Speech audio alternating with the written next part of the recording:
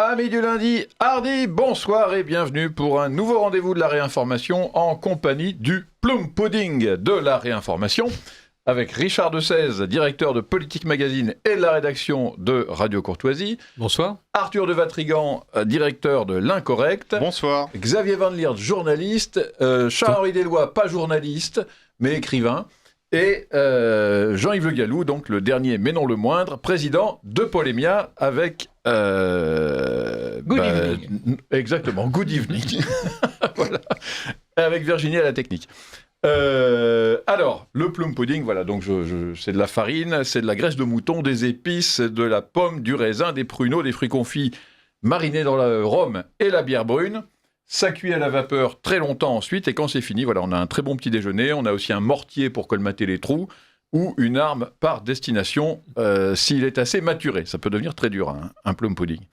Alors, vous l'aurez compris, il va être question d'Angleterre aujourd'hui, ou au moins du Royaume-Uni. Donc d'abord, avec l'incroyable phénomène Sophie de Dundee, dont vous avez peut-être entendu parler, donc du nom de cette petite guerrière de 14 ans, qui a fait face à deux méchants immigrés illégaux qui l'a menacée depuis plusieurs semaines, elle et sa sœur donc, et on peut en sourire, parce que c'était assez... Enfin, il y a un côté incroyable dans cette image, pour ceux qui l'ont vue, c'est-à-dire cette jeune fille de 14 ans toute mince, qui brandit en hurlant un énorme couteau de cuisine qui est presque aussi gros qu'elle, et une hache dans l'autre main, et en même temps, on peut être fier d'elle aussi, parce que c'est incroyablement courageux, et elle est devenue donc un emblème de la résistance des petits blancs à l'oppression et au harcèlement, mais ça pose tout de même de graves questions, puisque comment expliquer qu'une petite fille en soit réduite à sortir avec une hache et un couteau pour garantir sa sécurité et celle des siens? Pourquoi est-ce que c'est elle, surtout, ça c'est quand même la grande question, pourquoi est-ce que c'est elle qui à la fin est arrêtée par la police? C'est quand même phénoménal. Ça s'appelle la narco-tyrannie. Oui, c'est ça, oui. J'allais dire la démocratie, mais bon. Pourquoi est-ce qu'elle ne bénéficie pas, une fois arrêtée, alors que c'est une fille, alors qu'elle est menacée, du soutien des autorités, des féministes, des médias, des vedettes, des politiques, ce sont voilà, des questions graves. Et pour autant, voilà, il y a un aspect positif, puisque cette jeune fille, dont le geste et la colère ont envahi les réseaux sociaux, va peut-être favoriser un basculement de l'opinion contre les méfaits de l'immigration. Et on peut s'interroger et se demander si elle ne serait pas en train de devenir une icône de droite, comme l'immonde Greta Thunberg est devenue une icône de gauche. En lien direct avec ce sujet, nous parlerons de l'étude que j'évoquais la semaine dernière au sujet du risque de guerre civile. Un professeur du King's College de Londres donc, a publié une enquête dans une revue de stratégie militaire où il annonce que les menaces qui pèsent sur les pays d'Europe ne viennent plus de l'extérieur, mais de l'intérieur. Et que les deux pays les plus proches de basculer dans une guerre civile sont, je vous le donne en mille, l'Angleterre et puis la France. Alors, est-ce qu'il a raison ou tort ? Nous donnerons nos réponses dans un instant, même si, encore une fois, là, c'est quand même quelque chose d'assez institutionnel. C'est-à-dire le King's College, c'est une université extrêmement réputée. Sa revue, le Military Strategy Magazine, c'est une revue tout à fait réputée. C'est pas un peu comme quand Xavier Van Liert et moi, on discute entre deux émissions pour se dire que tout va mal et qu'on fonce vers la guerre civile. Là, c'est quand même un peu dense et un peu structuré. Nous poursuivrons ce chapitre Réveil de l'Angleterre blanche avec l'opération Hisser les couleurs, Raise the Colors, comme disent nos amis aux dents en avant.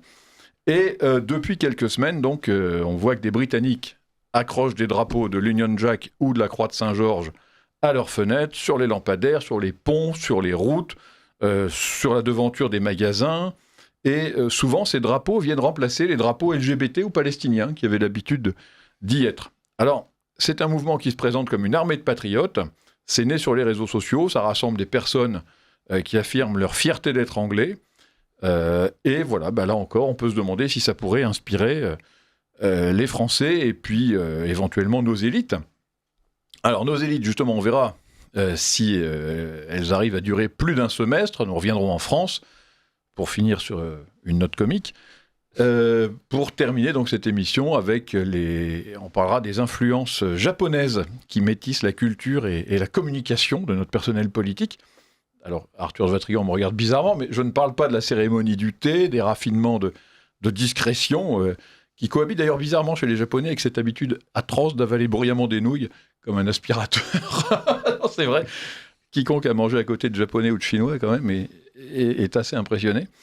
Et non, je parle en fait du harakiri que nous a publiquement offert notre Premier ministre, François Bayrou, lundi dernier, avant finalement de se raviser dimanche comme une espèce de gauchiste dépressif qui, après avoir réclamé l'euthanasie, se dit finalement que devant la piqûre, on va peut-être encore attendre un petit peu.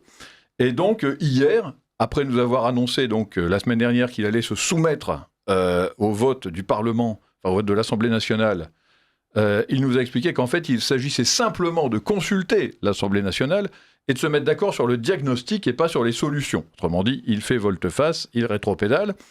Il a fait des concessions apparemment verbales, j'ai bien verbales, à tous les camps, à LFI, aux socialistes, au RN. Donc, comment expliquer son seppuku et après sa volte-face, a-t-il encore une chance de survie ? Et pour finir, nous reviendrons sur ce discours de Bayrou, qui pendant toute la semaine donc, a accusé les retraités de tous les maux, et spécialement du déficit français, qui est quand même un peu comique. Et là, justement, on était vraiment partagés, enfin moi en tout cas, entre l'envie de le gifler, comme lui, quand il avait surpris un gamin en train de lui faire les poches, ou d'éclater de rire, plus simplement, devant tellement de mauvaise foi. Mais peut-être voilà, qu'il se trouvera quelqu'un autour de la table pour être d'accord avec lui, ou parmi nos auditeurs, puisque je rappelle aux auditeurs qu'ils peuvent nous écrire en envoyant un courriel à courtoisie@rc.fr, courtoisie@rc.fr, ou téléphoner au 01 46 51 00 85, 01 46 51 00 85, courtoisie@rc.fr, et nous lirons vos messages avec plaisir. Et avec Richard. Écosse, donc, pardon. Vêtu de lin blanc et de probité candide. Voilà. Il y a une belle veste rouge, framboise. Je ne sais pas quelle est la couleur exacte. Oui, c'est ça, framboise ? Framboise, c'est beau. Alors, Écosse. Sophie de Dundee, donc voilà, sera-t-elle la Greta Thunberg des patriotes ? Donc là, alors il y a un truc mystérieux chez les Anglais, mais outre la gelée de menthe, mais c'est que Sophie de Dundee s'appelle en fait Maya. Donc je ne sais pas par quel mystère elle est devenue Sophie, mais bon, enfin, c'est anglais. C'est comme ça. Donc Maya Somers, alias Sophie, jeune fille de 14 ans, donc, a été arrêtée à Dundee, en Écosse, après avoir brandi des armes, un couteau énorme, donc un énorme couteau de cuisine, je pense, et une hachette, face à un immigré illégal qui l'agressait avec sa sœur. Et donc, à la source de l'affaire, on a une vidéo qui a été prise par l'immigré lui-même, et qui pousse les deux jeunes filles, qui sont objectivement, pour ceux qui ont vu la vidéo, je ne sais pas qui l'a vu autour de la table, mais les filles sont effrayées. Et on sent qu'elles ont vraiment un stress, une pression énorme, elles crient très fort, et ce sale type essaye de les pousser à perdre leur nerf et à faire quelque chose qui leur attirerait des ennuis, comme par exemple brandir une hache et un énorme couteau. Et donc, on voit sur cette vidéo les filles qui lui disent, qui lui hurlent de les laisser tranquilles. L'une d'elles, donc, qui est Maya Somers, alias Sophie de Dundee, finit par brandir un couteau d'une main et une hachette de l'autre. Ça fait 5 fois que je le dis, donc figurez-vous l'image. Et elle hurle à l'immigré qui tient la caméra, je cite, « Putain, il tabasse des enfants, vous êtes des putains de cogneurs d'enfants. » Et son ami hurle à cet immigré, « Ne touche pas ma petite sœur, elle n'a que 12 ans, tu nous harcèles. » Et l'étranger dit « Montre le couteau » avec sa voix de pervers. Et il s'avance vers elle. Et dans la vidéo de 44 secondes, donc, on aperçoit d'ailleurs, je ne sais pas si vous l'avez vu, il y a 2 types, des blancs d'ailleurs, qui passent à proximité comme ça, l'air de rien, absolument pas du tout disposés à intervenir. Il y a quand même une scène assez terrible. Ils pourraient au moins essayer de prendre les gamines et de les emmener en sécurité dans un magasin, mais rien du tout, ils passent comme des sales petits bobos pourris. Et effet boomerang, donc, alors que le harceleur immigré voulait sans doute se victimiser ou intimider ses petites victimes, la photo et la vidéo sont devenues virales en quelques heures, et on a vu donc des images de Sophie Maya, grimée en guerrière écossaise, tout droit sortie du film Braveheart, pour ceux à qui ça dit quelque chose, c'est-à-dire un peu tout maquillé de bleu, et qui ont envahi la toile donc, et cristallisé l'indignation et la colère des Blancs. Alors voilà, que vous inspire le phénomène Sophie de Dundee ? Peut-elle créer un basculement ? Et va-t-elle incarner un symbole de résistance de droite, un peu comme Greta Thunberg chez les wokistes ? Elle incarne le peuple historique. et vous avez raison de renvoyer au film Braveheart, elle incarne Pape historique, parce que c'est l'image qu'on se fait des Écossais combattants, c'est la hache et le poignard. Voilà. Et donc elle incarne ça. C'est pour ça que l'image a énormément de sens, à mon avis. Un mot, Richard de Sèze, vous avez suivi cette affaire de Sophie ? En fait, pour autant qu'on sache, elles ont été arrêtées depuis. En tout cas, oui, mais c'est ça qui est phénoménal. Celle qui détient les armes blanches a été arrêtée et la police a expliqué qu'il y avait une grave désinformation autour de cette affaire et que cette jeune fille a été inculpée pour possession d'armes blanches et car rien n'indiquait qu'elle avait été harcelée à aucun moment. Et évidemment, on accuse Elon Musk d'avoir jeté de l'huile sur le feu et d'être responsable de cette vague de haine qui n'a pas de sens. Alors vous remarquerez quand même que quand une fille explique qu'elle a été violée par je ne sais pas qui, en France généralement il est, même plus de coutume, il est impératif de la croire parce qu'on ne... par Dieu. Oui, ouais. Mais par quiconque, en fait, on n'a pas le droit de remettre en cause, c'est même un slogan féministe ultra, c'est-à-dire que il est interdit de remettre en cause la parole d'une femme. Interdit. Et là, la gamine, elle, non. Alors, il y a peut-être une raison, je ne sais pas. Xavier Van Lier, vous vouliez rebondir sur le sujet ? Oui, je voulais souligner qu'elle ne peut pas être une Greta Thunberg de droite, car Greta Thunberg, c'est une création artificielle, c'est une forgerie, c'est-à-dire c'est quelqu'un qui a été créé dans des laboratoires par de communication, par des sociétés de lobbying, alors que Sophie de Dundee, elle, c'est un phénomène absolument spontané qui ne doit sa célébrité qu'à son courage.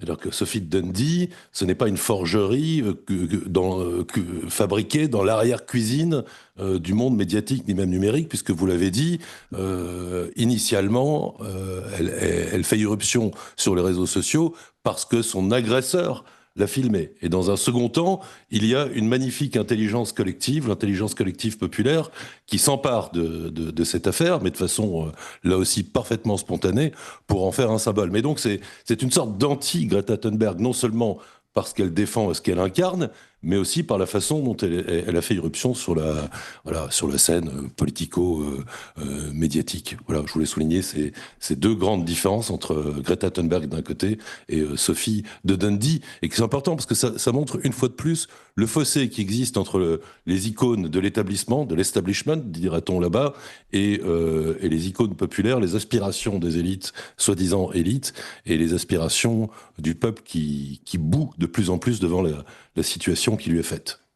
Arthur de Vatrigan, l'incorrect.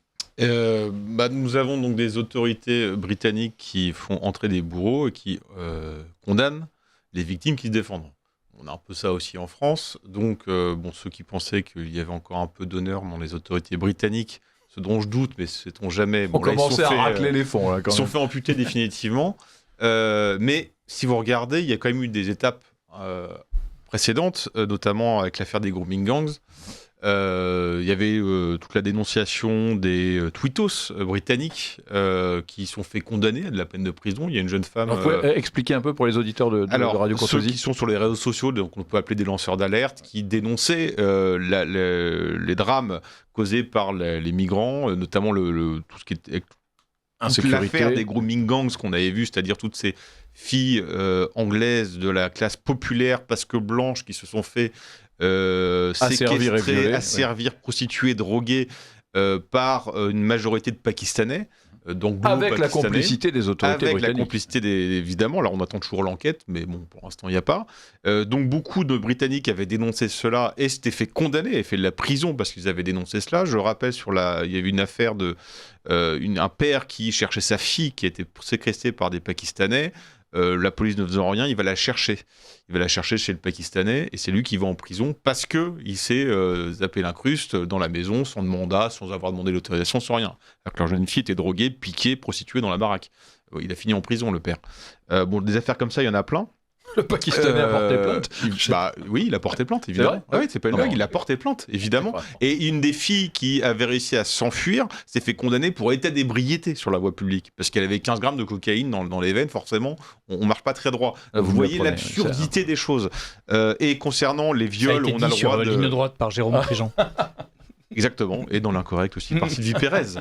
C'est tac. Alors, Et Kersteimer Jean-Yves Le Gallou. était le procureur général du Bien roi sûr. dans les années 2000, avant d'être Premier ministre aujourd'hui, dans les années 2010, au moment où les affaires ont commencé à être étouffées. et qui a étouffé l'affaire. Voilà. Évidemment. Et vous avez sur l'affaire des viols, pourquoi, lorsqu'on met jamais la question, les paroles des femmes en question, lorsqu'il s'agit de Bedos, de Pardieu ou du viol de Gisèle Pellicot, si vous regardez le procès de Gisèle Pellicot, vous aviez 54 canards de toutes les nationalités. Le procès des Gambling Gang, vous aviez un seul journaliste anglais qui était présent. Donc on voit, alors, ils ne remettent pas encore en cause la parole, mais ils les mettent sous le tapis, quoi, ils l'étouffent. Donc, alors, ce qui est intéressant dans la réaction, c'est en fait, on a le phénomène d'empathie. Et donc là, on voit très bien le clivage identitaire. Pourquoi cette jeune femme, Sophie Dandy, tout d'un coup devient une icône? C'est parce que l'empathie se crée. On s'imagine nous, on s'imagine notre fille, on s'imagine notre sœur, on s'imagine notre femme à sa place immédiatement. Donc, ce qui va être intéressant de voir, c'est est-ce que l'empathie qui avait été créée pour faire accepter les migrations par la gauche en disant regardez, c'est des pauvres et compagnie, est-ce que cette empathie-là va être acceptée par les autorités? A priori, non. La question, c'est est-ce que cette vague d'empathie va dépasser et va submerger la déconstruction, la tentative de déconstruction de cette empathie par les autorités, par les médias, par le monde de la culture, par tout ça.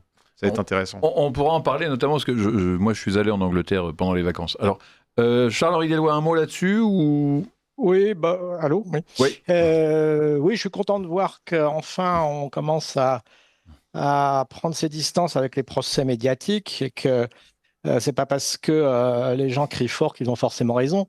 Je vous vois sourire, Monsieur Oui. le Président, parce que vous voyez où je veux en venir. J'aimerais bien que ce soit la même chose pour des écrivains qui sont victimes du révisionnisme amoureux dû à des jeunes filles qui, 30 ans après, accusent dans un livre de méfaits un écrivain connu.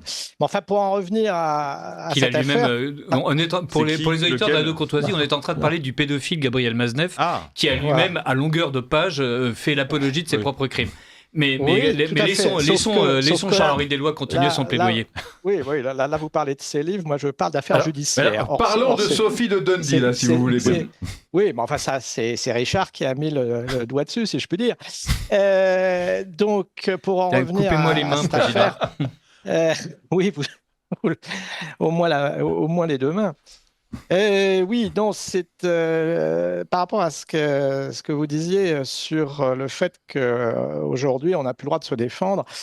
On voit l'évolution en quelques années de la crapulerie qui a pris le pouvoir. Hier, je regardais pour la 20e fois un film que j'aime beaucoup, il s'appelle Le Pacha, de Georges Lautner, où le commissaire divisionnaire, joué remarquablement par Jean Gabin, rentre dans un bistrot tenu par un Nord-Africain et qui est soupçonné de connaître l'assassin de quelques personnes, qui est évidemment joué par André Pousse. On a tous en tête la tête d'André Pousse, qui a vraiment la tête de l'emploi et qui était certainement un homme adorable par ailleurs. Et alors, il lui dit, écoute, mon coco, alors il le bouscule un peu, et puis le Nord-Africain lui dit, vous n'avez pas le droit de faire ça. Il dit, écoute, si l'un bute l'autre, toi, on te raccourcit, moi, on me décore. Alors, je sais que c'est injuste, mais c'est comme ça. Alors, tu choisis, ou tu parles, ou je te bute. Bon, des films comme ça, il y a 50 ans, vous voyez, on trouvait ça... j'allais dire, normal, quoi, qu'un commissaire divisionnaire puisse bousculer quelqu'un.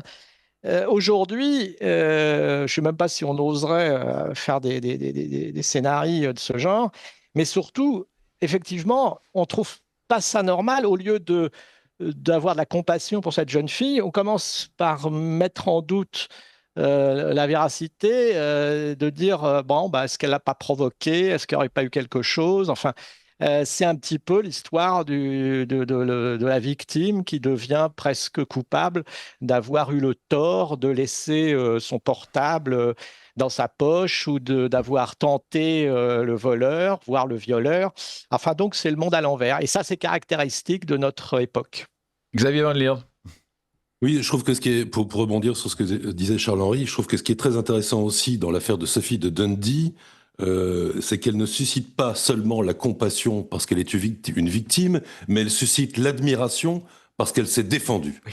Et ça, c'est un basculement extrêmement intéressant à observer, car nos sociétés avaient tendance, depuis plusieurs décennies, à préférer les victimes aux héros. Et là, soudainement, cette jeune fille est admirée sur les réseaux sociaux et par le peuple britannique, et même au-delà des frontières, car elle s'est défendue et que c'est une héroïne. Et ça, c'est extrêmement réjouissant et porteur d'espoir de voir que lorsque...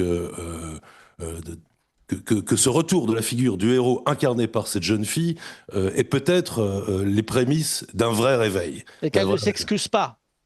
Non, ça Elle c'est ne moins s'excuse compliqué. pas. Ouais.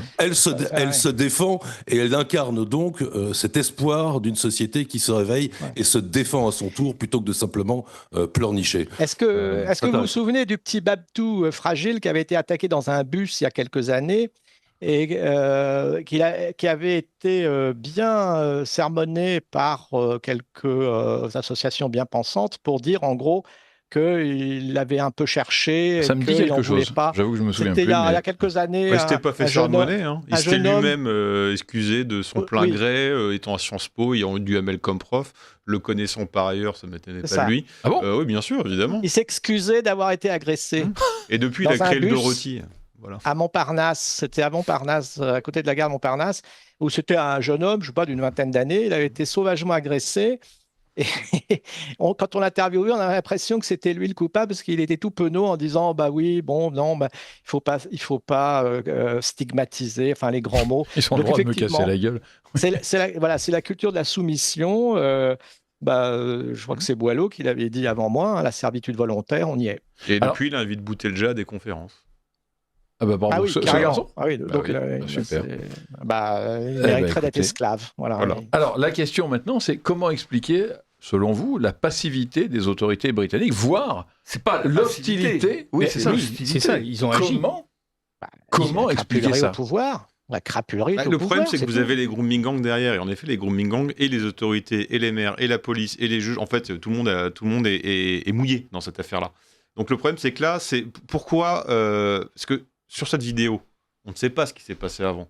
Et pourquoi tout le monde sait ou devine ce qui s'est passé? Parce que vous avez eu toute la... Bon, parce que chacun a déjà pu vivre cette malheureuse expérience, mais parce qu'encore une fois, vous avez toute l'affaire des grooming gangs qui a explosé. En France, on a peu parlé. En Angleterre, c'est un scandale.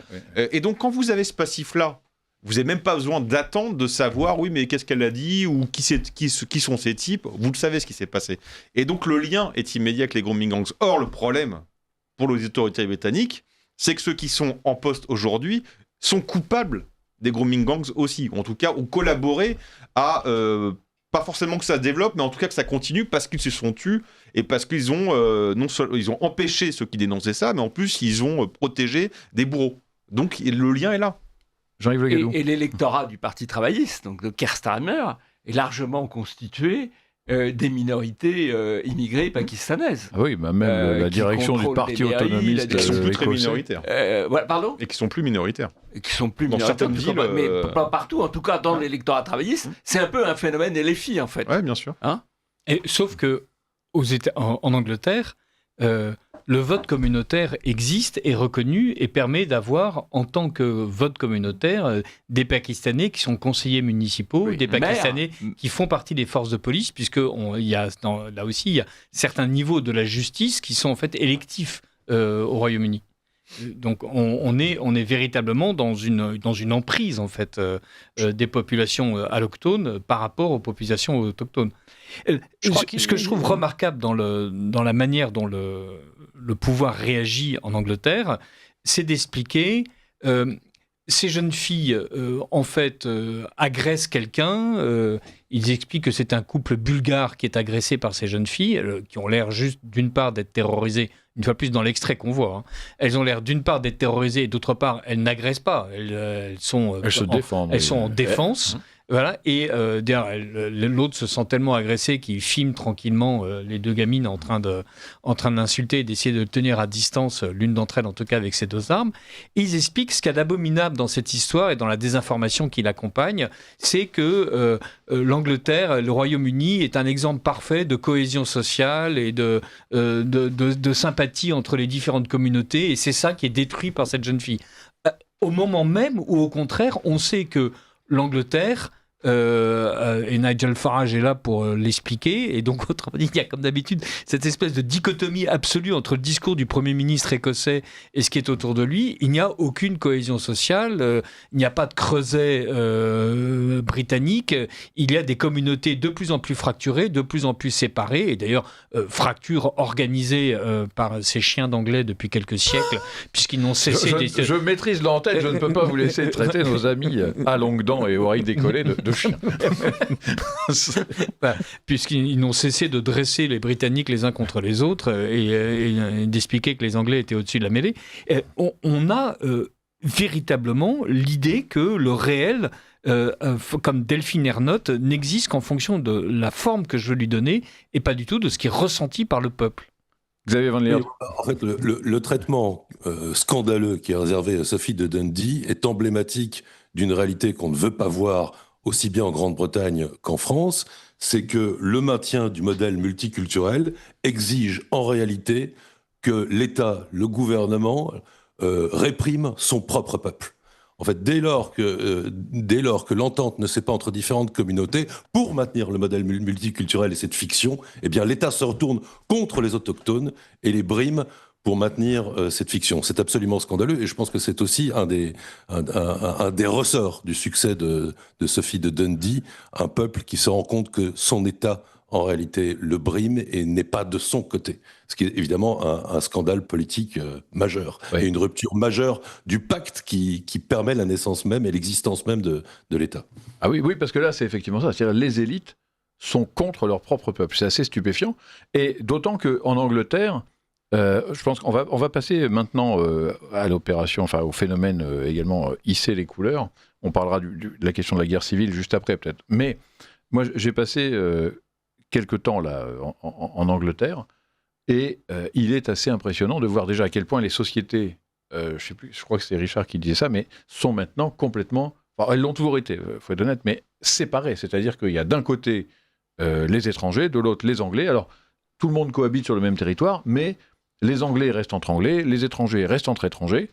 Et en ce moment, donc, on voit depuis plusieurs semaines, et même plusieurs mois en réalité, on a eu les émeutes, les manifestations contre les immigrés illégaux. Et là, on voit ce phénomène de hisser les couleurs, donc, du nom de l'opération, où on voit des Britanniques qui, par centaines, par milliers, accrochent des drapeaux de l'Union Jack, de la Croix de Saint-Georges ou du drapeau anglais tout court, sur leurs fenêtres, sur les lampadaires, sur les ponts, partout. Et ils se défendent parce que des étrangers ont condamné l'affichage du drapeau anglais dans certains lieux. Et là, il y a vraiment un mouvement de réaction depuis au moins un an et demi des Anglais blancs contre le phénomène migratoire, contre l'immigration de masse qui est en train de les asphyxier littéralement. Et alors, je sais pas, voilà, est-ce que vous avez suivi ce mouvement, donc de hisser les couleurs, et qu'est-ce que ça vous inspire? Est-ce que cette vague patriotique, voilà, vous inspire quelque chose en particulier? Pour ma part, dans le droit fil de ce que nous disions tout à l'heure, ce qui est dans ce mouvement, donc hisser les couleurs.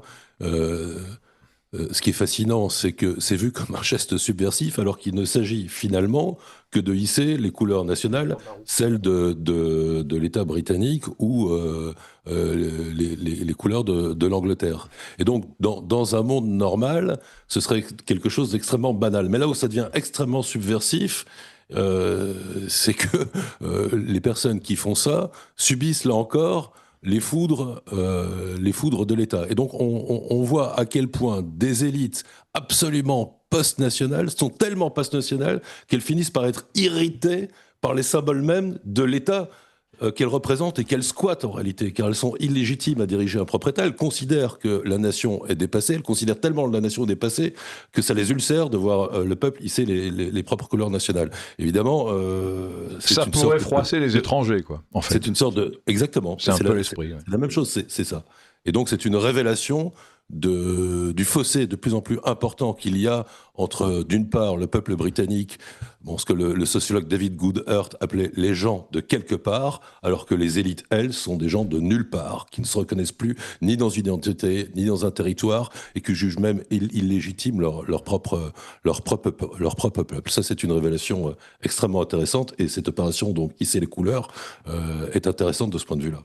Arthur de Vatrigan. Il y a deux phénomènes étonnant, un peu baroque et nouveau dans cette histoire qu'on vit, c'est qu'il y a vous pouvez être dissident dans votre propre pays parce que vous êtes patriote, c'est quand même assez étrange, et vous avez des gens, et qui appartiennent majoritairement à la classe de l'élite, qui n'attendent pas que la guerre soit perdue pour collaborer. Et donc forcément, on est un peu décontenancé, quoi. C'est qu'on est dans une inversion totale et des valeurs, de la sémantique, parce que dire hisser ses couleurs, c'est être dissident, c'est quand même... on se pose 2 secondes, même un gauchiste devrait réfléchir, écrire cette phrase, et puis se dire qu'il y a un truc qui ne va pas, quoi. C'est fascinant à quel point on se rend pas compte de l'absurdité dans laquelle on vit. Ah oui, c'est très orwellien pour le coup. Disons qu'en Grande-Bretagne, comme ici, pour les élites dirigeantes mondialistes, eh bien, il y a un drapeau. Enfin, il y a 2 drapeaux qui sont permis, qui ont les faveurs des élites. C'est le drapeau ukrainien. Ah oui. Il y a le LGBT, le palestinien. Il y a le drapeau ukrainien, et pour les gauchistes, le drapeau palestinien. En revanche, les couleurs nationales doivent être rangées dans le placard et mises sous le tapis. C'est fascinant, effectivement. Comme le souligne un auditeur de Radio Courtoisie, il ne faut pas oublier que Keir Starmer fait partie de l'internationale socialiste.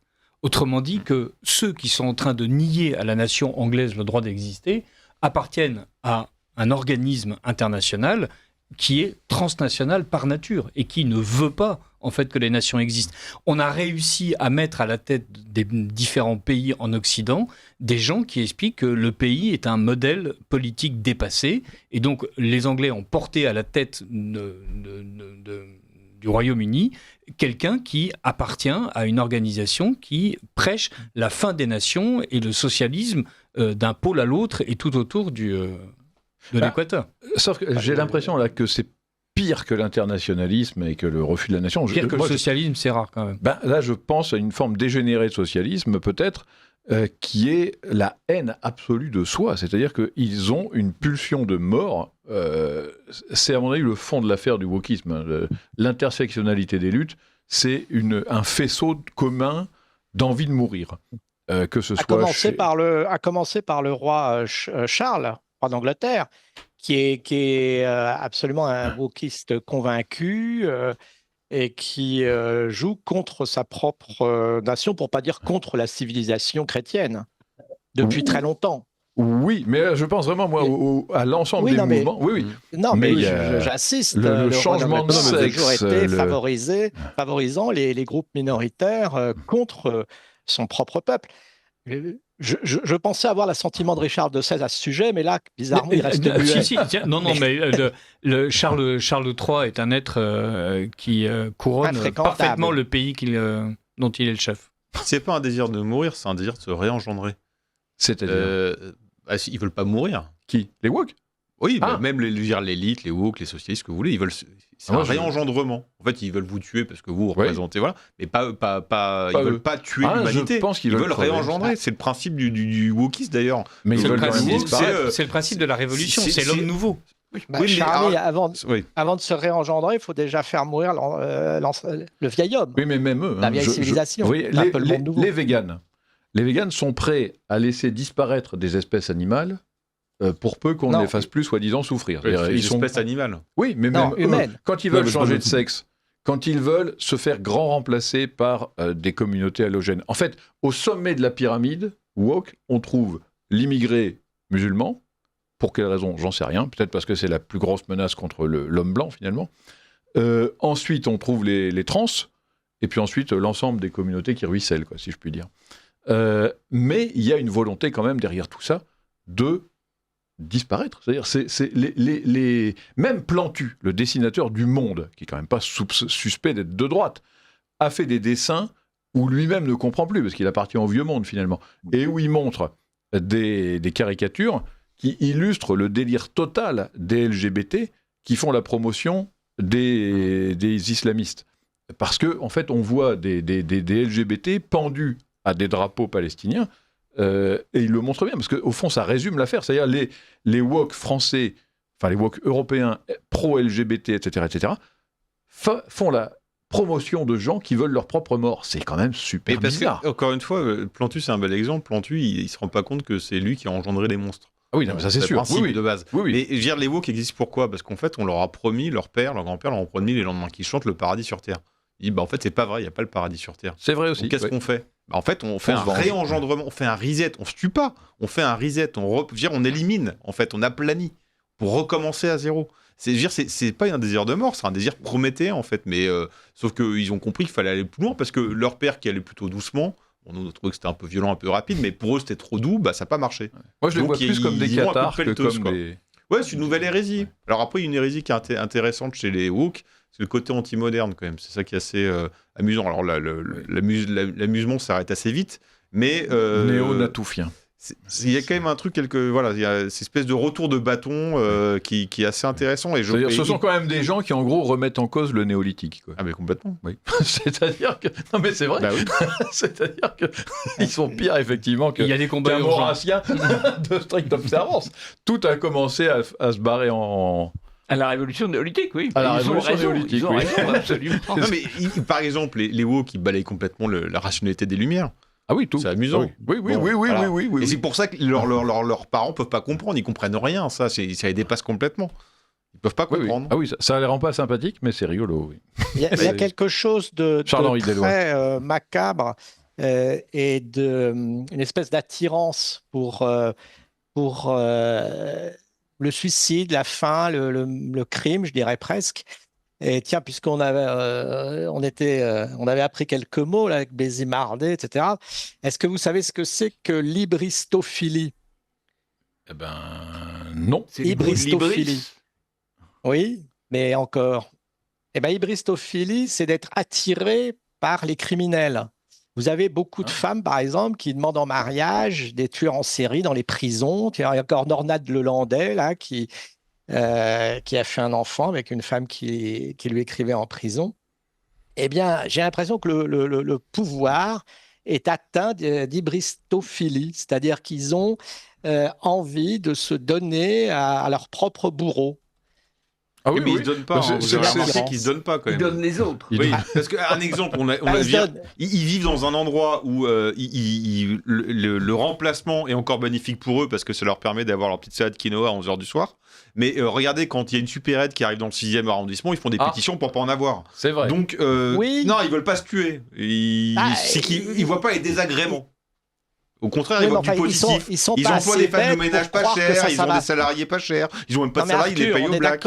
On est d'accord, mais ils ne sont pas assez bêtes pour croire que l'envahissement va s'arrêter aux frontières du 6e arrondissement. Mais je pense que si. Je pense pas quand même. Je pense qu'ils sont sincèrement, comme vous l'avez dit, d'ailleurs, ils sont dans la mutation parce qu'ils pensent qu'ils vont survivre en haut de la vague. Oui, mais donc c'est-à-dire qu'ils pensent que ça va s'arrêter en dessous d'eux. Oui, ou qu'ils vont y trouver leur compte d'une façon ou d'une autre.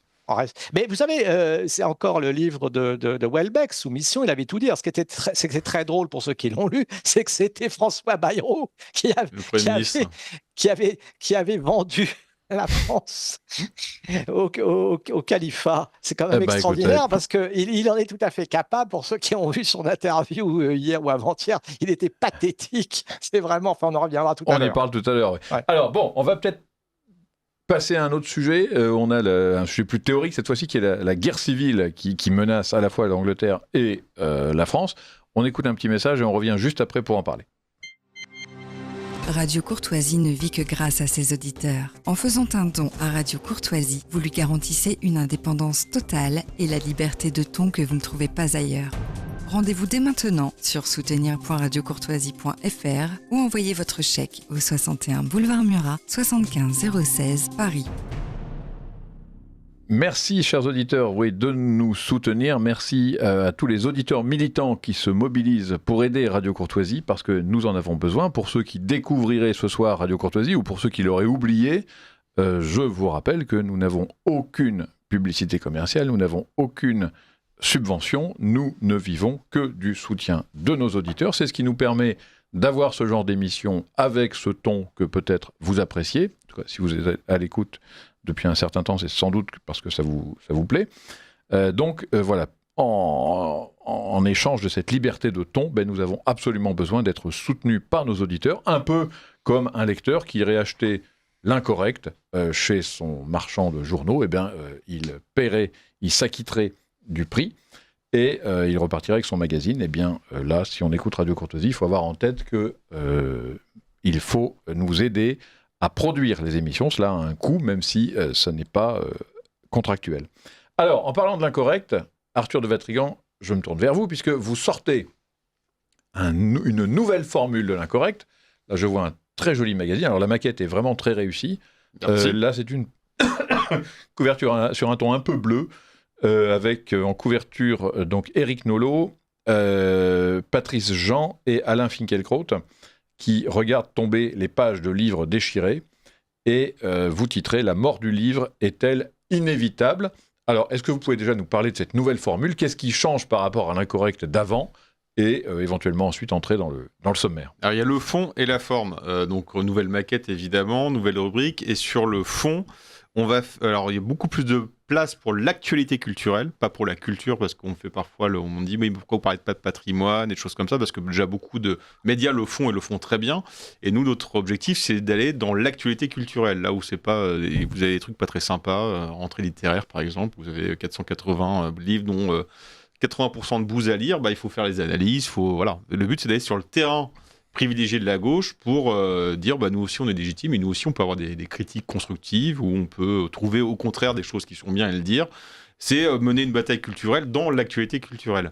Et vous allez retrouver aussi chaque mois une conversation, comme l'IA ce mois-ci, sur le sujet qui sera passé, le sujet du mois en cours. Ouais. Voilà.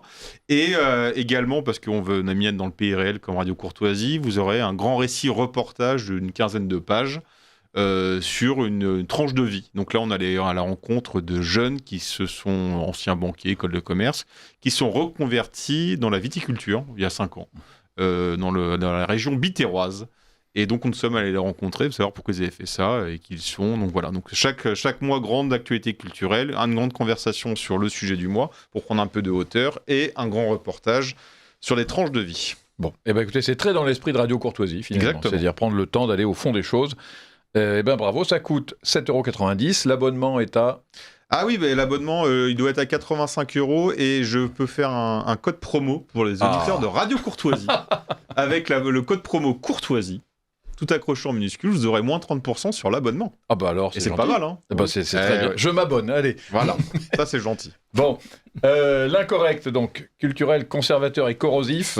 La mort du livre est-elle inévitable ? C'est le numéro en cours, nouvelle formule, voilà, et donc on vous encourage évidemment à l'acheter, à le lire, et vous verrez, voilà un magazine extrêmement agréable à parcourir, avec en plus les chroniques de Richard de Sèze. Qui est partout. Voilà. Alors, on passe à un sujet suivant, donc on reste dans la même lignée finalement, c'est-à-dire on a vu d'abord le phénomène Sophie de Dundee, donc la jeune fille qui se défend avec sa hache et son couteau face au péril d'immigrés illégaux. Alors, pour rappeler un peu le contexte, ce sont des immigrés, donc ce qu'on appelle là-bas des Asiatiques, c'est-à-dire en gros des Pakistanais, qui harcelaient les deux gamines depuis 2 semaines. Et tous les jours, tout le temps. Et donc à la fin, la pauvre fille a fini par sortir armée. Et ça produit cette vidéo. Nous avons ensuite parlé du phénomène donc hisser les couleurs, donc des milliers d'Anglais qui en ont marre qu'on les brime, qui en ont marre qu'on étouffe leur identité et qui décident d'afficher fièrement leur identité contre la multiplication des drapeaux LGBT palestiniens et autres. Et dans ce contexte, donc, sort une édition, un article, une étude qui est parue en août d'un professeur qui s'appelle David Betts, qui est professeur au King's College de Londres, donc encore une fois qui est vraiment quelque chose d'extrêmement réputé. Hein. Et il est spécialiste dans une discipline qu'on appelle les War Studies, les études de guerre. Et il nous explique donc que la France et le Royaume-Uni seraient les pays européens les plus exposés à un risque de guerre civile violente. Alors, Xavier Van Lier, je crois que vous avez lu cette étude et on en a parlé, elle vous a beaucoup marqué. Est-ce que vous pourriez nous la résumer et expliquer aux auditeurs de Radio Courtoisie donc, ce qui est important d'en retenir? Oui, déjà on peut en retenir un chiffre. Selon David Bates, à l'issue de ses recherches, c'est un professeur donc spécialisé dans précisément les guerres non conventionnelles, donc par exemple les insurrections, la contre-insurrection, eh bien il y aura un risque non négligeable d'éclatement de guerre civile en Europe. Il évalue le risque que cette guerre civile éclate en Grande-Bretagne ou au Royaume-Uni à 4% sous 2 ans. Tant et si bien qu'en réalité, sous 5 ans, ce serait plutôt... du 8-10%, oui. Non, de l'ordre d'une vingtaine de pourcents, puisque... J'aurais été nul en maths. Oui, moi, en fait, dans son étude, c'est il dit des probas, 4% sous 2 ans, dont X% sur 10 ans, parce qu'évidemment, chaque année, eh bien, le risque augmente. Se reproduit. Et par ailleurs, on parle beaucoup, parce qu'il pense que la Grande-Bretagne et la France sont en tête, mais il souligne qu'en réalité, de 10 à 15 pays d'Europe sont concernés. Et que comme l'Europe est un système intégré dans lequel il y a une très forte interdépendance, eh bien, en réalité... si la guerre civile éclate dans l'un de ces pays, il y a de fortes chances qu'elle se répande, notamment par le biais de diaspora immigrée présente dans ces différents pays, eh bien qu'elle s'étende à l'ensemble du continent. Donc évidemment, c'est un risque gigantesque. Alors ce chiffre, il ne le sort pas de nulle part et il établit trois facteurs ou conditions qui lui font penser que le risque est majeur. Le premier, c'est de l'ordre de l'évidence, eh bien, ce que les sociétés européennes ont été fracturées par l'immigration de masse. Et donc, voilà, David Bates fait le constat qu'on a tous fait autour de cette table, eh bien, c'est que les sociétés européennes ne sont plus homogènes quand leur sein cohabitent des groupes ethniques ou ethno-culturels qui n'ont plus la même mémoire, mais pas non plus les mêmes aspirations. Et donc, il appelle ça des entités politiques disloquées. Entité disloquée, évidemment, c'est très dangereux parce que quand des groupes sur un même territoire aspirent à des mondes antagonistes, eh bien, un des modes de résolution de ces tensions, ça peut être tout simplement la violence et donc la guerre civile. Ensuite, ça, ce sont en quelque sorte donc des tensions horizontales qui se manifestent dans des sociétés devenues non homogènes et multiculturelles. Il identifie une autre ligne de tension extrêmement forte entre les peuples d'une part et les élites qui ont créé cette situation. On en parlait tout à l'heure. Là, c'est une polarisation entre des élites mondialistes, post-nationales et des classes populaires qui, elles, sont toujours attachées à la nation, à leur territoire, à leur identité. Et ça crée, évidemment, donc ces deux tensions, à la fois horizontales et verticales, ont tendance à se croiser, à créer des turbulences d'autant plus fortes. Et avec une dimension supplémentaire, c'est que les élites mondialistes et les élites entre guillemets, bien sûr, hein, ont tendance... Les dirigeants. Il y a une traduction géographique à ces tensions-là, à ces deux types de tensions, puisque il y a une distribution territoriale à la fois des poches immigrées, mais aussi, par exemple, dans les métropoles, il y a un rassemblement des élites. Alors que, de leur côté, le petit peuple blanc, lui, est chassé à la fois des métropoles par les élites et par les portions du territoire occupées par l'immigration massive. Et donc, ils sont en quelque sorte repoussés aux périphéries et en nourrissent un certain ressentiment qu'on comprend très très bien. Et puis enfin, il y a une troisième condition qui est une sorte de toile de fond et qui est la stagnation, voire le déclassement économique de nos sociétés. C'est-à-dire que tout ça pourrait fonctionner quand l'argent coule à flot, eh bien ça met de l'huile dans les rouages, mais ce n'est plus le cas, on le sait. L'Occident en général, spécifique et spécialement l'Europe, sont plutôt en déclin. Et là, évidemment, ça crée un facteur de fragilité terrible qui frappe au cœur, en quelque sorte, le projet qui était celui des progressistes. C'est-à-dire que le progressisme, depuis qu'il est né, fait la promesse suivante: demain sera nécessairement mieux qu'hier. C'était le cas pendant certaines périodes historiques. On se souvient que pendant les 30 Glorieuses, la majorité des Français et des Britanniques étaient persuadés que leurs enfants auraient une vie meilleure qu'eux-mêmes. eh bien, cet espoir s'est absolument effondré, puisque désormais, toutes les études d'opinion le démontrent, la plupart des Français, des Britanniques et des Européens en général considèrent que leurs enfants auront probablement une vie moins appréciable et une place dans l'échelle sociale moindre que celle qu'ils occupent aujourd'hui. Et ça, évidemment, c'est la promesse progressiste qui s'effondre, la promesse qui était inscrite au cœur des démocraties libérales qui est touchée, et avec d'ores et déjà un phénomène très important, c'est celui d'effondrement des classes moyennes. Or, les classes moyennes, rappelle David Betts, sont le ciment et le pilier de nos sociétés et de ce type de société. Voilà les trois éléments. Oui. Voilà donc les trois éléments qui font que, selon lui, le risque de guerre civile est extrêmement fort, et il va même plus loin, puisque selon lui, le processus est enclenché et il est malheureusement irréversible, ce qui est quelque chose que nous pourrions probablement plus discuter que son constat, sur lequel nous sommes certainement tous d'accord. Oui, alors c'est pas amusant, mais je parlais de ça ce midi d'ailleurs avec un ami avec qui je déjeunais, qui connaît bien l'univers de l'économie, et on se disait qu'en fait, le risque de guerre civile était d'autant plus proche que les caddies se vident. En fait, quand on arrive à des situations où l'abondance n'est plus, où le partage n'est plus un sujet, c'est-à-dire que maintenant il s'agit de survivre, d'un seul coup, on peut très très vite basculer dans des périodes de tension extrêmement graves. Et malheureusement, il semblerait, oui, que les conditions soient réunies. Alors, c'est tragique parce que, on en parlait justement aussi avec Xavier Van Lierde en préparant cette émission. Moi, je suis vraiment effaré, effondré. Je donne un peu mon avis, mais c'est quand même... J'ai jamais mis le pied au King's College de ma vie, et c'est quand même quelque chose que je dis depuis que j'ai l'âge de 17 ans. C'est-à-dire que la démographie étant ce qu'elle est, et la situation de la France étant ce qu'elle est, un gamin de 17 ans pouvait, il y a une trentaine d'années, comprendre naturellement vers quoi on allait.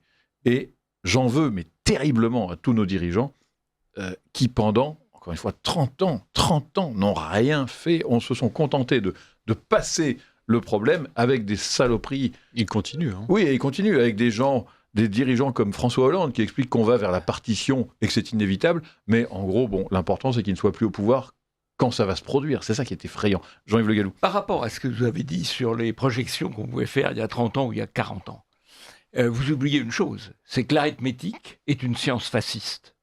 Et quand vous posez la question des rapports démographiques, c'est évident, mais vous n'avez pas le droit de le dire parce que ça aboutit à des conclusions qu'on ne peut pas accepter, qu'on ne peut pas tolérer.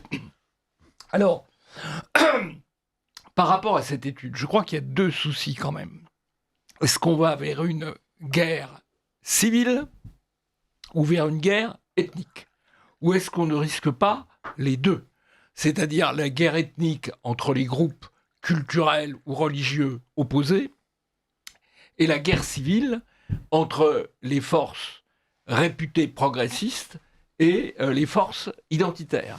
Parce qu'on voit très bien que, indépendamment du danger de monter des quartiers des quartiers de narcotrafiquants, des quartiers islamisés, il y a aussi une présence de l'extrême gauche extrêmement forte à travers les associations, à travers l'éducation nationale, à travers les médias, qui risque de déposséder s'il y a un réveil identitaire et qui ne se laissera pas forcément faire très facilement. Donc il y a un double risque, me semble-t-il. Un double risque, oui. Même si alors, les gauchistes risquent fort quand même d'être dépassés par ce qu'ils auront créé. Oui, ça va être un golem, ça va prendre un certain temps peut-être. Si on veut calculer la probabilité, 4% tous les 2 ans, un risque de guerre civile, 4% tous les 2 ans. Donc pour savoir le risque au bout de 4 ans, par exemple, c'est 0,96 par 0,96 moins 1. C'est comme ça qu'il faut calculer. Voilà. Eh bien, écoutez, là, vous m'épatez. C'est un calcul on de voit l'ENA. Ah non, c'est plutôt statistique. Arthur de Vatrigan, est-ce que vous êtes aussi bon en maths que Jean-Yves Le Gallou? Ah non, mais je suis aussi nul que vous. J'espère que je ne me suis pas trompé. Ah non, je suis aussi nul que vous. C'est pas nous qui pourrons vous le dire, de toute façon. Je serais intéressé par savoir quelle forme va prendre cette guerre civile, parce que... Est-ce qu'elle n'a pas déjà un tout petit peu commencé, sincèrement? Je veux dire, il y a quand même 2 pays où le royaume des barbares est déjà installé et ont déjà les règles. Il y a, d'ailleurs, et où les mouvements de population ont déjà eu lieu. Le Royaume-Uni. Le white flight, le déplacement des Blancs a commencé. La Belgique et le Royaume-Uni, quoi. Et la France. Bah, moins que la Belgique. Quand vous voyez moins que le Royaume-Uni. quand vous voyez les émeutes lors de l'affaire Naël ou les émeutes du 14 juillet. En France, par exemple, vous avez le sénateur honoraire Alain Destex. Vous avez vu qu'il a fait, il y a une promo d'université qui a fait la promo Rima, qui a appelé sa promo Rima Hassan. Lui, il a pris les étudiants, il a dit bah c'est marrant, ils sont tous étrangers. Ouais. Résultat, il est interdit de parler dans tous les médias. Il y a les banques qui essayent de saisir ses comptes. Dire en France, on n'est pas encore là. On n'en est pas encore là. Et en Belgique, de toute façon, on a un match de foot Belgique-Israël qui est délocalisé en Hongrie. En France, ça n'est pas encore. Au Royaume-Uni, vous avez eu les grooming gangs. Les grooming gangs, on peut dire ce qu'on veut. Quand vous avez un système de prostitution, ça s'appelle du viol, le viol étant un butin de guerre. Un butin de guerre d'étrangers qui vont chez vous. En France, c'est pas encore un système, c'est pas organisé. Donc l'Angleterre, le Royaume-Uni et la Belgique ont un temps d'avance sur nous. Alors, nous, on a un universalisme peut-être qui est encore un peu plus ancré, ce qui fait qu'il y a encore des gauches qui s'affrontent un peu, qui résistent un peu. Bon, voilà. Et on n'en est pas encore là. Donc, la question, c'est quelle forme va prendre cette guerre ? Comment elle va s'organiser ? Parce que quand on a une guerre, c'est-à-dire qu'il y a un état-major, il y a un endroit où il y a un commandement. Je ne suis pas certain que là, il y aura un commandement. Donc, non, ça sera éclaté, ça sera très libanisé. C'est par mimétisme. Oui, c'est ça. Donc, ça sera une guerre larvée. Et il y a une autre conséquence auquel il faut penser, c'est qu'il ne vous a pas échappé que le monde, en ce moment, bouge beaucoup. Et que quand un pays est affaibli, tout d'un coup, le voisin, donc on redécouvre qu'un pays voisin peut être un ennemi. Alors, on avait oublié ça, mais on découvre ça. C'est le moment où il attaque. Bon, moi, je dire qu'on doit conquérir la Belgique ? Non, surtout pas. On reste protéger l'Alsace et la Lorraine. Non, on relie Baudelaire, c'est le bâton de merde de l'Europe, on oublie. Non, par contre, il y en a d'autres qui peuvent avoir des visées sur la France, parce qu'on a affaibli de l'intérieur. Donc je pense que le péril immédiat, c'est une guerre intestine, mais j'oublie pas qu'il y a un péril qui peut être assez rapide derrière. C'est des voisins proches ou un peu plus loin qui voient le pays tellement affaibli qu'ils disent bon, on va y aller. Pourquoi ça ne marcherait pas, en fait ? Ça peut être une guerre économique. Attends, Charles-Henri Deslois voulait prendre la parole et après Xavier Van Lierde. Charles-Henri, on ne vous entend pas, Charles-Henri. Je vais prendre la parole. Oui. Alors c'est moi ou c'est pas moi ? Oui, allez-y. Bon, vous n'entendez pas. Oui. Pour faire une guerre, il faut être deux. Bon, qu'elle soit civile ou internationale. Or, pour avoir deux camps, il faut que ce soit chacun des camps est une autorité qui se dispute le pouvoir. Ce n'est pas encore le cas. Pourquoi ? Parce que le pouvoir en France, il est aux ennemis de la patrie. Donc de toute façon, ils ont déjà gagné moralement. Ils se soumettront. Donc, il n'y a pas de combat, puisque de toute façon, ils sont déjà intellectuellement dans la soumission. Et les Français de souche qui pourraient se révolter ne le feront pas. Pourquoi ? Parce que d'abord, ils sont anesthésiés mentalement. Alors, pas tous, mais l'immense majorité est anesthésiée. Et parce que nous sommes dans une France quand même de propriétaires qui ont encore des choses à perdre. Or, le Français qui a sa maison, qui a mis 30 ans à payer son appartement, il n'a pas envie de tout perdre. Or, vous commencez à combattre quand vous n'avez plus rien à perdre. C'est là où vous commencez à prendre les armes. Alors que le Français, non, on l'a vu pendant toutes les crises, que ce soit dernièrement la crise du Covid, etc. Ils sont bien soumis, ils sont prêts à rentrer chez eux tête basse et ils n'ont pas envie de se battre. Or, en ce moment, qu'est-ce qui se passe ? C'est plutôt une conquête à bas bruit, avec de temps en temps des échauffourées, des incidents spectaculaires, pour montrer qu'ils tiennent la rue, d'accord, certains quartiers, certaines régions, certains commerces, etc., etc. Mais il n'y a pas de guerre pour que ce soit une guerre. Encore une fois, il faut qu'il y ait une résistance avec une vraie, un vrai conflit de deux factions, voire plus. Or, en ce moment, non, c'est pas vrai. Il y a une espèce de mollesse d'autorité qui ne tient plus trop les rênes, qui ne tient que uniquement parce qu'ils ont encore la loi avec eux et quelques forces forces armées, enfin d'armées, les forces de l'ordre, mais ils n'ont plus la légitimité. En revanche, En revanche, les contestataires comme nous sont extrêmement minoritaires. Simplement, le français va peut-être défiler pour des comment dirais-je, des revendications catégorielles. Par exemple, tiens, le bon exemple, c'est le 10 septembre. Le 10 septembre, moi, je pensais que ça allait être un peu comme les Gilets jaunes qui sont venus d'un mouvement très profond, plutôt provincial, qui en ont marre, qu'on les oblige à rouler à 80 à l'heure, qui ont marre de payer des cotisations, des traites dont ils ne voient jamais le retour, qui en ont marre de voir qu'on désertifie leur territoire, qu'il n'y a plus d'écoles, qu'il n'y a plus d'hôpitaux, que les trains ne s'arrêtent plus dans les petites gares, etc. Ça, oui, ça, c'est un véritable mouvement profond. Le problème, c'est que ça ne tient pas. Pourquoi ? Parce que des gens comme Mélenchon qui essayent de récupérer ce genre de mouvement fait que les gens qui auraient voulu adhérer à ce genre de mouvement se disent bon ben c'est foutu puisque de toute façon on va croire que je soutiens des gauchistes comme Mélenchon. Donc malheureusement c'est tué dans l'œuf et c'est pour ça que Mélenchon est le meilleur agent du système. C'est l'idiot utile du système qui soutient le système parce qu'effectivement comme il est répulsif, ben, les gens se disent tout compte fait mieux vaut un Macron, un Bayrou un peu mou mais qui nous laisse bouffer à notre faim plutôt qu'une espèce de révolutionnaire qui va se mettre à nous couper. Oui, sauf que là ça va venir de la base, manifestement. C'est plus les musulmans, enfin les étrangers, en tout cas, ou certaines catégories, une certaine partie d'entre eux, qui vont décider on va s'affronter. Alors, Jean-Yves Le Gallou, ensuite Xavier Van Lierde. Bon, alors, ce que dit l'étude anglaise, en fait, c'est les sociétés multiculturelles sont multiconflictuelles. Et donc, comme on est avancé... On le sait depuis 1995, malheureusement. Depuis bien avant. Oui. Bon, là, ce qu'il faut voir dans le cas français,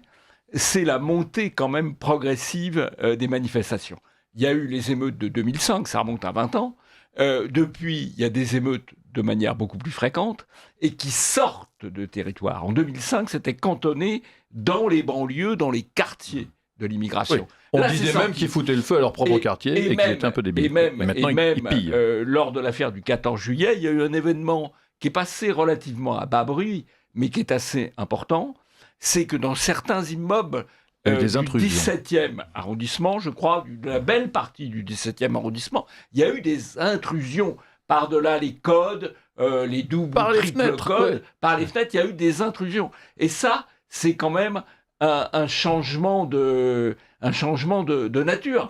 Et ça va aller, évidemment, en s'amplifiant. Il n'y a aucune raison que ça s'arrête. Et ça pose le problème des doctrines de maintien de l'ordre qui ne sont plus adaptées, qui étaient adaptées pour faire face à des manifestations de type classique, qui ne sont plus adaptées par rapport à ces manifestations-là, d'autant plus qu'un certain nombre de dispositifs qui ont été utilisés contre les Gilets jaunes, je pense notamment au bal de LBD, sont quasiment interdits face aux émeutes de banlieue. Et ça pose aussi, puisque vous avez cité François Hollande, moi je vais citer son ancien secrétaire général à l'Élysée, et son ancien ministre des Affaires étrangères, Védrine, qui a dit, en parlant de l'immigration, alors il parlait des vagues migratoires de 2015, quand Madame Merkel disait « Wir schaffen das », il disait « un jour, le recours à la force sera inéluctable ». Et c'est ce qui est en arrière-plan de cela, c'est le recours à la force qui aura, d'une manière ou d'une autre, lieu un jour. Et on pourrait ajouter cet autre homme de gauche, le ministre de l'Intérieur, dont j'ai oublié le nom, maire de Lyon, Collomb, qui en démissionnant, d'ailleurs c'est marrant qu'il ait dit en démissionnant, le courage arrive avec la retraite en général. Et qui avait dit, pour l'instant, nous sommes côte à côte, bientôt nous serons face à face. Xavier Van Lierde. Oui, je voulais prendre la défense des Français, que je ne crois pas du tout ni émasculés, ni minoritaires dans leur refus de l'immigration. Je voudrais quand même rappeler au passage que c'est en France qu'est né le premier parti de masse opposé à l'immigration avec le Front National. C'est en France que sont nés les identitaires dont le modèle a été repris désormais partout en Europe et même au-delà dans tout l'Occident. C'est la France qui a forgé avec Renaud Camus le concept de grand remplacement qui est lui aussi repris partout dans le monde. Et enfin, c'est en France qu'est né le concept de remigration. Donc il ne faut pas céder à la tentation de la flagellation. Le peuple français, au contraire, a été, je pense, moteur en Europe dans la volonté de survivre face à l'immigration de masse. En revanche, il y a un revers à tout ça, c'est que contrairement par exemple aux Britanniques, il y a en France un fort espoir de résoudre encore politiquement la situation. Et à mon avis, un des principaux facteurs qui empêche le déclenchement d'une authentique guerre civile et d'un affrontement réel entre les communautés en France, et qui explique la relative docilité apparente du peuple français, c'est cet espoir que par les élections, les choses peuvent changer. Encore se régler, oui. Oui, juste une chose pour répondre à Xavier. Un instant, on laisse finir Xavier, ensuite, après. Voilà. Alors, pour en revenir quand même à David Betts, en même temps que qu'il y a cet espoir politique, selon David Betts, qui n'ignore pas tout cela, eh bien, la guerre civile a déjà, selon lui, commencé à bas bruit. Et il donne 2 exemples qui me semblent assez frappants de cette situation de pré-guerre civile. La première, ce sont ce qu'on appelle en France les territoires perdus de la République, mais il se trouve que j'ai découvert à travers cette étude qu'on parle aussi de territoires perdus en Grande-Bretagne, qui n'est pas une république, et il a une expression que je trouve assez intéressante pour décrire cela. Il parle des villes sauvages. Et les villes sauvages sont des villes qui, en réalité, ont déjà échappé au contrôle de l'État central et sur lesquelles cet État central n'exerce plus une pleine souveraineté. Je pense que chacun a compris que de larges portions du territoire français rentrent déjà dans ce cadre. Et si cette guerre civile est à bas bruit, c'est simplement parce qu'il y a eu un renoncement et un déplacement de population à contrôler. Et ensuite, deuxième élément, parce que c'est distinct. Eh bien, il observe que chacun a déjà compris ce qui allait passer et prend un certain nombre de mesures conservatoires. Et lorsque, dit-il, des Britanniques quittent certaines zones trop multiculturelles, ce n'est pas seulement parce qu'il y a de l'insécurité, pas seulement parce qu'ils ne trouvent plus de boucherie qui ne soit pas halal, que leur voiture est rayée, c'est parce qu'ils anticipent le fait que si ça basculait, eh bien, eux-mêmes et leurs familles ne seraient plus en sécurité, et que donc il y a une distribution des populations qui se fait comme ça, spontanément, sans que ce soit déjà une guerre civile, mais en réalité, c'est l'acte 1, c'est la veillée d'armes en quelque sorte, avec donc une distribution. Et il dit à juste titre que l'immigration et l'anticipation de ces troubles-là est le phénomène qui a le plus remodelé le paysage urbain ces 20 dernières années. Je crois qu'il a parfaitement raison. Oui, c'est la mise en place justement de cette espèce de peau de léopard et de la nouvelle société qui se met en route et qu'on a déjà en France, c'est-à-dire l'exil des Blancs, ce que les Anglais appellent le White Flight, a existé. Ce que des gens comme Patrick Buisson ou Jérôme Fourquet appelaient le vote TGV, ça existe. J'en suis l'incarnation, c'est-à-dire des gens qui quittent des zones où il y a trop de nuisances liées à certaines populations et qui vont se réfugier littéralement dans d'autres zones plus tranquilles et qui acceptent de voyager pour avoir un confort de vie et une famille à l'abri des dangers. Parce qu'encore une fois, quand on a des enfants, on a envie de les protéger tout simplement. Et l'ennui, c'est que cette menace avance. C'est-à-dire qu'elle avance constamment. Aujourd'hui, on commence à être dans des recoins, quoi. C'est-à-dire il faut vraiment... on est dos au mur, on y arrive là. Hein. Oui. Alors, rapidement, ensuite on lit les messages d'auditeurs, Xavier. Allez-y. Oui, alors je vais très vite. Cette redistribution de la population par affinité ethno-culturelle, selon lui, est extrêmement révélatrice, car en réalité, lorsqu'une guerre civile se déclenche, c'est le moment où, en raison d'un phénomène de peur, de crainte et de volonté de se mettre à l'abri, où les phénomènes de regroupement ethnique deviennent absolument fulgurants. C'est-à-dire que, notamment, en ex-Yougoslavie, eh bien, les sociétés, les zones étaient très mélangées. À partir du moment où l'étincelle arrive, paf, chacun se regroupe. L'huile et le vinaigre, oui. Parce qu'on pense que parmi ses semblables, on sera plus en sécurité. Le fait que ça se produise donc en Europe, en Grande-Bretagne, en France, avant même l'étincelle, prouve, selon lui, que le processus a commencé. Oui, la mèche est allumée. On lit quelques messages. Quelque chose quand même. En 10 secondes, s'il vous plaît. Oui, pour répondre à Xavier, bien sûr que j'ai jamais dit que les Français l'acceptaient comme ça de bonne volonté. J'ai dit qu'ils le subissaient et qu'il ne peut pas y avoir de guerre tant qu'il n'y a pas de factions ou voire plus armées. Or, vous savez très bien comme moi que le Français est désarmé et physiquement d'ailleurs, et qu'on l'empêchera de se battre. Donc, intellectuellement, bien sûr qu'il y a des intellectuels, il y a Renaud Camus, il y a Éric Zemmour qui ont analysé tout ça, et bien sûr qu'il y a des gens qui pensent. Mais malheureusement, on ne fait pas la guerre qu'avec des idées. C'est très bien, il faut déjà conquérir les esprits, mais ça, je pense qu'évidemment, une majorité de Français s'en rend compte, mais malheureusement, pour l'instant, ne pourra rien faire.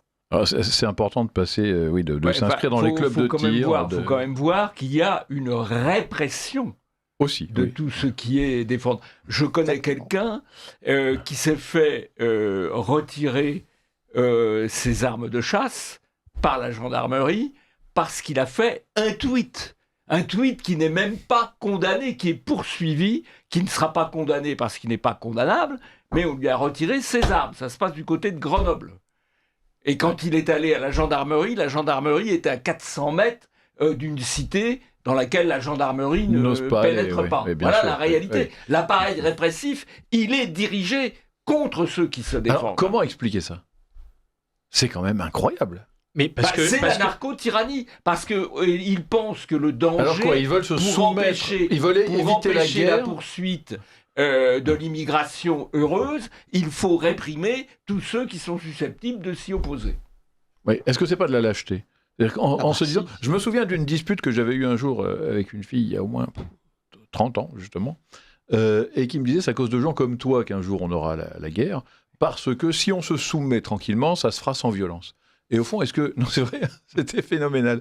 Et je m'en souviendrai toute ma vie. Et, la guerre, c'est toujours celui qui refuse... Oui, mais est-ce que finalement... l'agression qui déclenche la guerre... Est-ce que nos autorités ne sont pas dans cette logique, c'est-à-dire de se dire, évitons la violence jusqu'au dernier moment et sanctionnons ceux que l'on peut encore sanctionner. C'est exactement ce que dit Céline brutalité. Kléber dans son livre qu'on a reçu. Richard de Sèze. Voilà, et qui nous montre un pouvoir central qui, en fait, prend systématiquement le parti de l'immigration contre le parti des Français, en expliquant à chaque fois qu'il faut maintenir l'ordre, autrement dit, qui organise la défaite des patriotes de souche contre ceux qui sont déjà résidents ou qui viennent d'arriver et qui sont en situation de prendre le pays, parce que il y a toujours cette idée, comme le disait Arthur de Vatrigan tout à l'heure, d'un pouvoir qui surnage au-dessus et qui entend bien ne jamais être la victime des conflits, mais être toujours là pour, en fait, organiser les choses.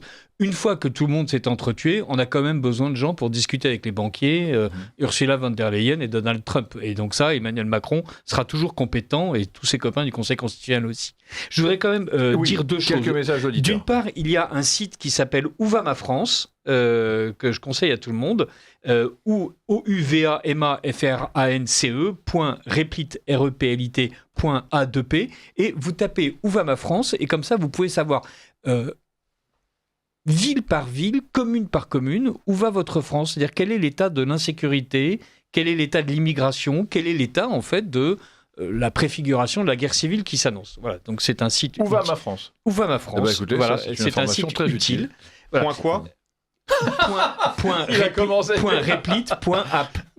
Voilà. Donc, sinon, un auditeur nous dit l'immigration a été poussée par les patrons libéraux irresponsables et médiocres. Nous sommes bien d'accord.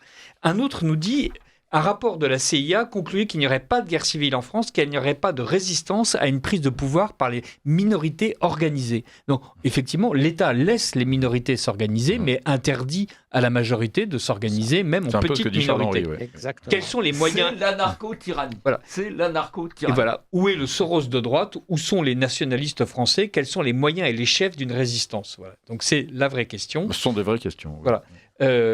Ça fait bien 30 ou 35 ans que j'entends prédire une guerre civile imminente, en particulier sur Radio Courtoisie. Comme disait Jerzy Lec, n'attendez pas trop la fin du monde, elle vient dans l'apathie totale. Mais elle est là, enfin je suis désolé, mais cette guerre civile, si on nous avait dit il y a 30 ans qu'aujourd'hui nous serions... On est comme la grenouille dans la marmite, hein. Ça chauffe tout doucement. Mais il y a 30 ans, la situation d'aujourd'hui aurait paru révoltante et inacceptable, même pour une sale tête gauchiste. Personne n'aurait accepté un tel degré de violence exercée contre les autochtones, c'est-à-dire contre nous. Et de sécession. Il y a plus de 1600 quartiers de reconquête républicaine. Les attentats en pleine rue, mais il y a 30 ans, ça semblait invraisemblable. On avait eu Saint-Michel avec Khaled Kalkal. Oui, mais Tout le monde pensait que c'était une opération d'un service étranger. Oui, et tout le monde pensait que c'était un épiphénomène. Maintenant, on tue des gens au marteau, au couteau, à la hache, à tout ce qu'on veut, à la bombe, au fusil d'assaut. Tout le monde a l'air de trouver ça banal. C'est phénoménal. Juste un mot. Donc la guerre civile, elle a commencé. Pardon, Charles-Henri. Et le déplacement des populations, encore une fois, il a commencé. Et il se met en place. Donc cette guerre civile, moi je suis navré d'avoir à le dire, mais en réalité, elle n'est pas à venir, elle est en place. Et c'est l'explosion qui est à venir. Pour qu'il y ait une guerre civile, il faut des guerriers, des gens qui sachent se battre et qui sont prêts à mourir, et des armes. Dans le cas patriote, il n'a rien de tout ça. Pourquoi ? L'armée, la gendarmerie et la police sont dirigés par des collabos et ne bougeront pas. Les citoyens honnêtes sont peu armés, ceux qui sont fichés, ils seront facilement désarmés par l'État. La guérilla islamiste sera soutenue par tous les États musulmans et les États-Unis, voir ce qui s'est passé au Kosovo, alors que les patriotes français ne seront soutenus par personne. Oh les cœurs. Pour les États-Unis, quand même, avec le pouvoir actuel, je crois que ce ne sera pas le cas, quand même. Si se met en place, ouais. Moi, quand je vois la manière dont les États-Unis essayent systématiquement d'affaiblir la France, quoi qu'il arrive, y compris Donald Trump, je ne vois pas pourquoi les États-Unis ne seraient pas satisfaits, au contraire, d'avoir une puissance nucléaire qui possède encore des forces qui ne soient pas réduites à rien grâce à la guerre civile. Non. Les États-Unis veulent que la France reste bien sage, qu'elle reste un vassal, mais elles ne souhaitent pas un effondrement total tel que celui qui résulterait. Alors, faisons confiance à l'intelligence, effectivement, de la CIA qui a parfaitement réussi toutes ces opérations étrangères depuis plusieurs dizaines d'années. Bon, cela dit, de toute façon, honnêtement, ce qu'en pensent les États-Unis, je ne suis pas certain que ça aura du poids, puisque la réalité, c'est que ça va venir vraiment, encore une fois, de la base de gens. Moi, j'imagine plus quelque chose comme la libanisation, la brésilianisation, la balkanisation. Et il suffit de voir la manière dont l'ambassade des États-Unis en France soutient tout ce qui se passe dans les banlieue, y compris avec Trump. Oui. Non, mais... Juste un petit mot. Il suffit de prendre le baromètre de la valeur immobilière. Et là, vous avez toutes les explications. Il n'y a pas besoin d'être clair pour comprendre. Là où ça baisse et là où ça monte. Là où ça monte, c'est là où les Français de souche se réfugient, dans certaines villes. Et là où ça baisse, évidemment, vous avez compris pourquoi. Donc, c'est le changement climatique, Charles-Henri. Oui, voilà, exactement. On voit le réchauffement. Hein, il y a une corrélation entre le réchauffement et l'entrée d'immigrés. Hein. Moi, je crois que la thèse que ce sont des réfugiés climatiques, Jean-Yves. Non, les immigrés amènent leur climat avec eux. On peut démontrer des corrélations très fortes. Alors, est-ce que c'est une causalité? Je ne sais pas. Mais c'est une corrélation au moins aussi forte qu'avec le carbone. Hein. Oui, il y a qu'à voir l'équipe de France de football entre 1978, les Verts, allez les Verts, et puis aujourd'hui. Oui. Mais pour être ne dites rien. Un peu plus sérieux, mais c'est que là où on voit que l'État, la force de l'État, c'est la violence légitime, on est d'accord. Eh bien, elle ne l'a même plus avec les forts. L'État est fort avec les faibles, c'est-à-dire nous, et faible avec les forts. Pourquoi? Parce que quand vous entrez dans un commissariat de police, maintenant, si c'est pour un cambriolage, si c'est pour une agression, on ne prend plus votre plainte ou on fait tout pour vous décourager. Ouais. On veut bien la prendre si vous insistez beaucoup, et pour l'assurance notamment, pour les vols de voitures, etc. Mais pour des attaques assez graves, on ne les prend plus. Alors qu'il y a encore 20 ans, on aurait dit, mais oui, c'est normal, etc. Aujourd'hui, ça émeut encore un petit peu dans votre quartier quand vous êtes connu, mais moi je connais un monsieur de 85 ans qui s'est fait sauvagement agresser chez lui pour prendre ses liquidités. Eh bien, la police lui a dit, est-ce que vous voulez porter plainte? Non. Je veux dire, vous voyez, je rappelle juste qu'on a été champion du monde de foot 2 fois, en 98 et 2018. C'était pas en 78. Ça donne de l'espoir. Voilà. Et donc, c'est une chance pour la c'est pas en France. 78 qu'on a été champion du monde. Donc, c'était une chance ni pour en la 82, ni en 86. Ouais. On se rappelle encore. Et vous attribuez ça à quoi? Au chien d'allemand et une saloperie d'arbitre. On ne peut pas traiter 82, les Allemands de chiens. En 82, on ne peut traiter personne de chien avec vous, c'est incroyable. Par les 11 vikings danois. Non, mais en 86. Mais non, Schumacher, sur Baptiston. On parlera de ça après, si vous voulez bien. Ah non, c'est important. Alors, Xavier Van Lier, encore un mot sur cette guerre civile qui vient, qui ne vient non, pas. C'est en 82 qu'on a perdu contre les Allemands. Séville 82.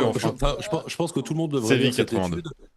tout le monde devrait lire cette étude parce qu'elle contient en filigrane, non seulement évidemment. Ah oui, des c'est mesures... 2002, là, les Danois. Oui, 2002, pardon. On parle de la guerre civile, là, si vous voulez. Ouais, mais là, on est en Le guerre foot est une civile. réplique de la guerre civile. Oui. Allez, Xavier, ne vous laissez pas intimider. Je pense que tout le monde devrait lire l'étude de David Betts, car elle est aussi une étude qui est une aide à la prise de décision personnelle, notamment en ce qui concerne, comme on l'a dit, les lieux de vue, mais aussi un certain nombre de mesures conservatoires à prendre par les individus, mais aussi par les États. Pour vous dire au point où on en est, quand un professeur spécialiste d'insurrection, de contre-insurrection, notamment, consacre plusieurs pages à sa mesure conservatoire, il explique que, dans une situation d'effondrement type guerre civile, un certain nombre d'infrastructures critiques se trouvant dans des zones qui sont déjà perdues, ça pose un certain nombre de problèmes.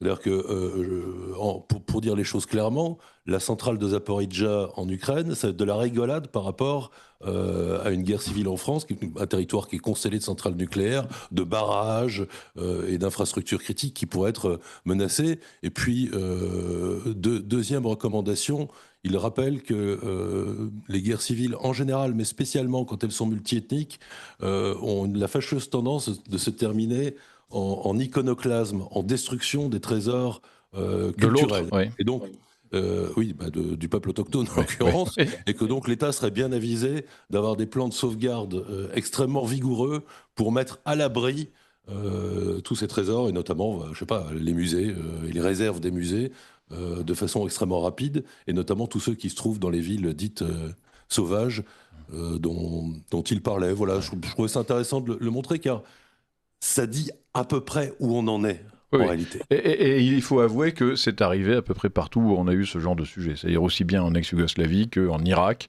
quand les chiites et les sunnites se sont entretués. Au Liban, enfin un peu partout. En Afghanistan. En Afghanistan, oui. Et l'autre point, c'est son pessimisme que moi je ne partage pas, parce que je crois qu'il peut encore y avoir une solution politique à tout À cela. 2 États. Voilà. Mais en revanche, il a une sortie assez saisissante. Là, c'est dans une interview donnée dans un média britannique, en tout cas anglo-saxon, peut-être canadien. Il dit chères élites, l'heure est hélas maintenant venue pour nous d'assumer 30 ou 40 ans de mauvaises décisions.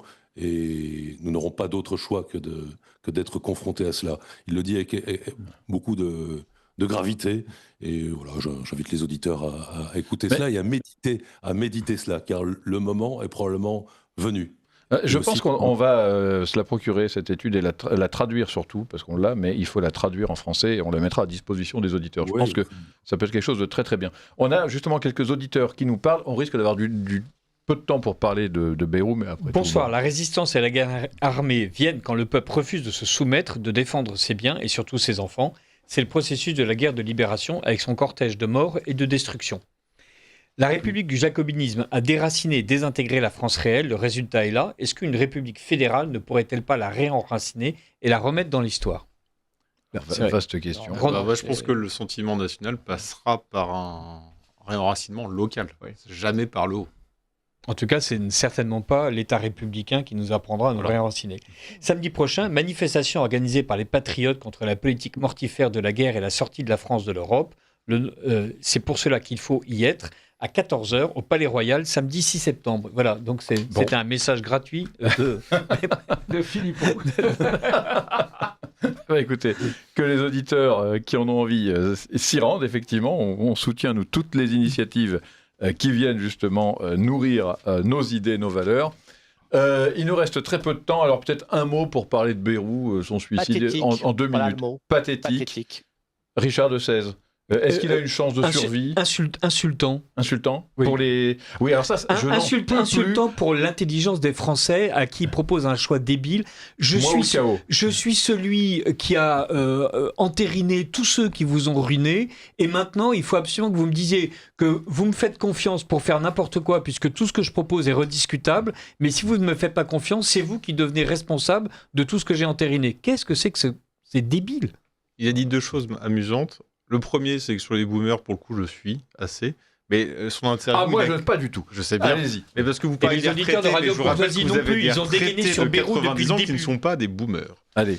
Non, par contre, là où c'était affligeant, c'est quand il a dit non, l'État ne dépense pas d'argent, ce sont les Français qui Mais dépensent. c'est scandaleux. Ça, c'est quand même... Scandaleux. C'est d'un Scandaleux. mépris, c'est effrayant. Et puis c'est surtout qu'on dépense avec donc, les retraites et la Sécu. Mais on cotise. Ah oui, c'est marrant, On ça. cotise comme Mais des qui, dingues. les retraites, c'est qui les retraites et la Sécu majoritairement?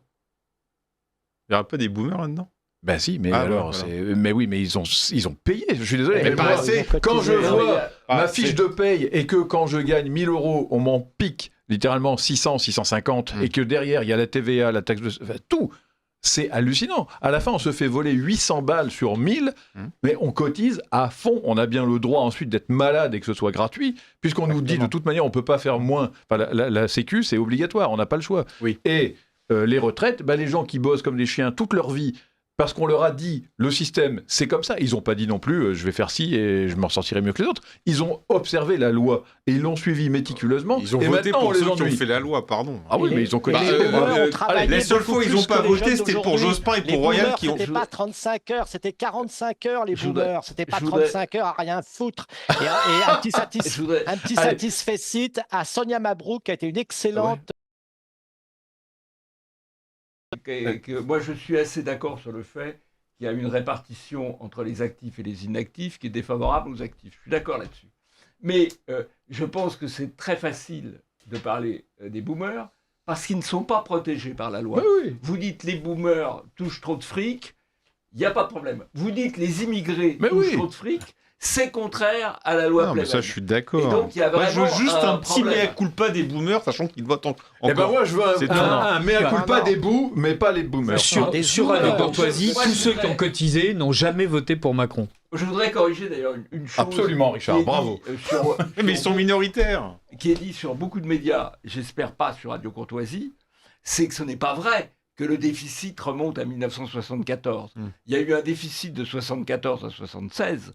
Ensuite, Barre, Premier ministre, a redressé la situation et le budget de 80 Était à a été l'équilibre. voté en équilibre. Allez, Le Ensuite- dernier d'ailleurs. Ensuite, Il les faut que je vous socialistes coupe parce que ont c'est mis par fini, terre. on ne vous entend C'est plus. une erreur. Vive la France. Allez, merci Vive le à roi. tous, merci chers auditeurs, à la semaine prochaine.